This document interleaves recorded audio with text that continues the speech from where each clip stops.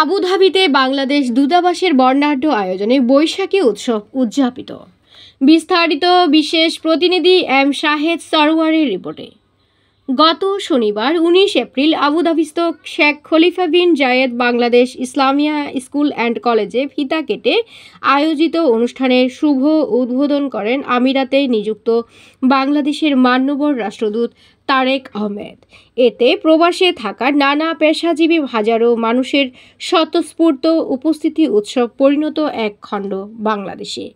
মেলায় বাংলাদেশের পতাকাবাহী প্রতিষ্ঠান বিমান, বাংলাদেশ এয়ারলাইন্স, জনতা ব্যাংক, বাংলাদেশ সমিতি, সংযুক্ত আরব আমিরাত এবং বাংলাদেশ স্কুল সহ বহু সামাজিক ও সাংস্কৃতিক সংগঠনের স্টল ও প্রদর্শনীগুলোতে দেখা যায় প্রবাসীদের উপচে পড়া ভিড়।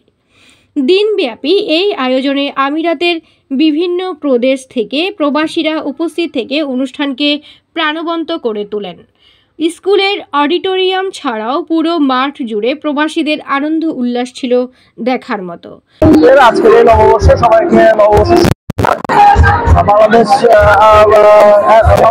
এম্বাসি কর্তৃক আয়োজিত আজকের এই উৎসবে অংশগ্রহণকারী সবার জন্য বাংলাদেশ বিমানের বিশেষ আকর্ষণ হচ্ছে আজকের যে র্যাফেল ড্র।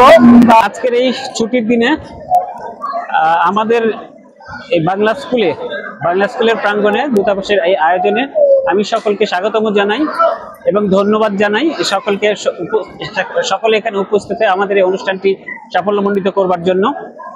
নতুন বছরে আমাদের সংযুক্ত আরব আমিরাতে অবস্থানরত বাংলাদেশিদের জন্য আমার একটি বিশেষ অনুরোধ আছে, যেটি আমি প্রায় সকল অনুষ্ঠানে বলেছি, যে আসুন আমরা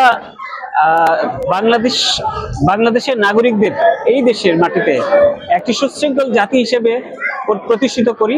সবাই যেন বলে যে বাংলাদেশের মানুষ একটি সুশৃঙ্খল সমাজ, একটি আইন মেনে চলা দেশের নাগরিক। আমরা যেন আমাদের এই সুনামটা তৈরি করতে পারি এবং সেটা ধরে রাখি। দূতাবাসের মিশন উপপ্রধান শাহনাজ আক্তার বানুর উপস্থাপনায় আমিরাতে নিযুক্ত বাংলাদেশের রাষ্ট্রদূত তারেক আহমেদের সভাপতিত্বে এ সময় দূতাবাস ও কনসুলেট কর্মকর্তা, 12টি দেশের কূটনৈতিক ও তাদের পরিবারসহ স্কুল শিক্ষক, ছাত্রছাত্রী, সাধারণ প্রবাসীরা উপস্থিত ছিলেন। মেলা দেখতে অনেকে আসেন প্রবাসে থাকা পরিবার নিয়েও। এ মেলায় প্রবাসীদের সুশৃঙ্খল ও দায়িত্বশীল জাতি হিসেবে আচরণ করার অনুরোধ জানান। আজকে প্রাণের উচ্ছ্বাস, আজকে বাংলা নববর্ষের যে আজকে আমাদের মিলন মেলা আবুধাবিতে অনুষ্ঠিত হয়েছে এবং আমরা সবাই পরিবার বর্গ নিয়ে, সবাই বন্ধু বান্ধব সবাই নিয়ে এখানে হাজির হয়েছে এবং খুব সুন্দর সময় কাটিয়েছে। সবাইকে নববর্ষের শুভেচ্ছা। মেলার আয়োজন দেখে আমরা ভুলে গেছি যে আমরা প্রবাসে আছি। আমাদের মনে হচ্ছে যে আমরা বাংলা নববর্ষ উপলক্ষে